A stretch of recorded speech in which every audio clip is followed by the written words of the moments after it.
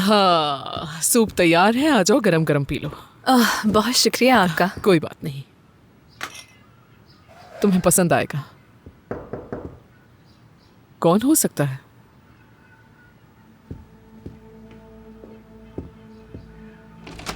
Hello. Hello, मेरा नाम जानसू है, मुझे उज़लम से मिलना है। जानसू, खुश आमदीद। शुक्रिया। उम्मीद करती हूँ कि मैंने तुम्हें डिस्टर्ब नहीं किया होगा। नहीं नहीं, बिल्कुल नहीं, आ जाओ अंदर। प्लीज आइए ना। ये मेरी बड़ी बहन है।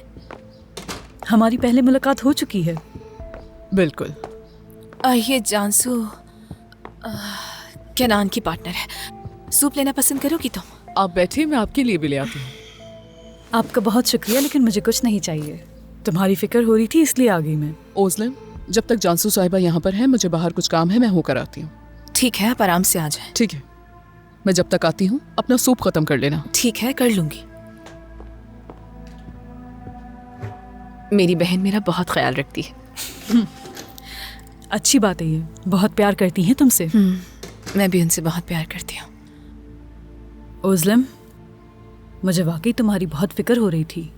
मुझे पता है हम एक दूसरे को ज़्यादा नहीं जानते, लेकिन मैं इसलिए यहाँ पर आई कि मुझे लगा तुम अकेली होगी और तुम्हें किसी के साथ की ज़रूरत होगी। बहुत शुक्रिया, अच्छा किया तुमने। कल तुम ठीक नहीं लग रही थी उज़लम। कल से मैं तुम्हारे बारे में ही सोच रही हूँ। तुमने क्या किया होगा और किस हाल में होगी तुम। हाँ, वो मैं अपने होश में नहीं थी उस वक्त। मैं देख सकती हूँ कि तुम इस वक्त बहुत ज़्यादा तकलीफ से गुजर रही हो।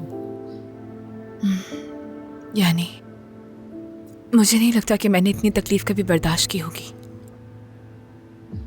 तकलीफ बहुत बड़ी है। इससे कैसे निपटा जाए मुझे नहीं मालूम, क्योंकि कल रात मैंने जिन हालात का सामना किया है वो तुम नहीं जानती।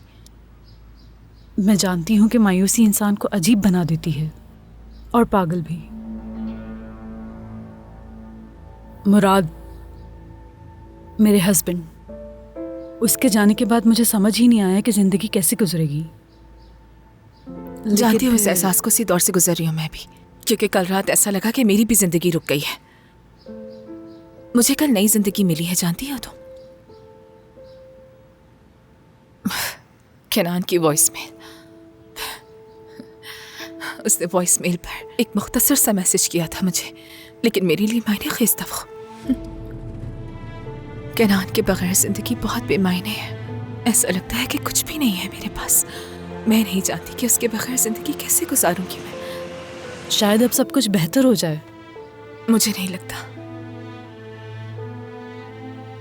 ऐसा नहीं है कि इसमें तुम्हारी गलती है और तुमने खुद इस रिश्ते को अंजाम तक पहुंचा दिया है।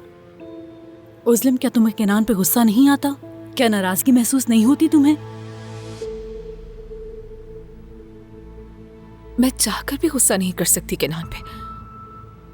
तुम कर सकती हो, तुम्हें गुस्सा करना चाहिए, ये तुम्हारा हक है।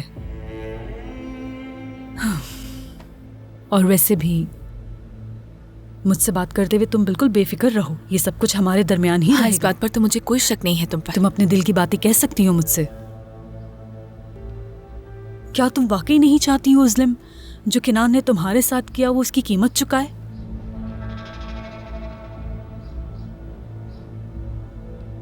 मैं नहीं जानती, यानी केनान से पहले जिंदगी क्या थी, मैं क्या कर रही थी, मुझे कुछ भी याद नहीं है। ऐसा लगता है जिंदगी का कोई मकसद ही नहीं था मेरे लिए।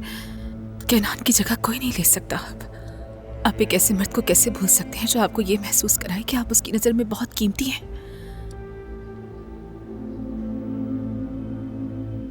मतलब केनान वाकई तुम्हारे लिए काफी खास है उज़लम, ऐसे ही है ना? बिल्कुल ऐसा ही है।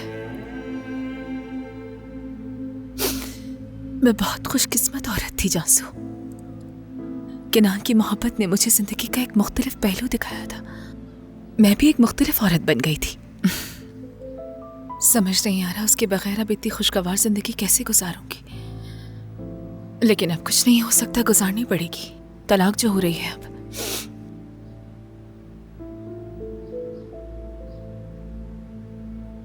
तो फिर तुम्हें तलाक नहीं लेनी चाहिए उज़लम। एक बार फिर बात करो केनान से। जब कल रात उसके साथ थी तो उसकी आंखों में देखा था मैंने। तलाक तर्क करने का कोई इरादा नहीं है अब किनान का। उसकी आंखों में कोई मोहब्बत नहीं थी, खाली नजरों से देखता रहा मुझे। सब कुछ जानने के बावजूद भी उसके साथ जिंदगी गुजारना चाहती थी मैं। अगर वो मुझे वापस बुलाता तो फिर से वही कोशिशें कर सकती थी उसके लिए, लेकिन मुझे मेरा जवाब मिल गया, अब नहीं चाहता मुझे वो।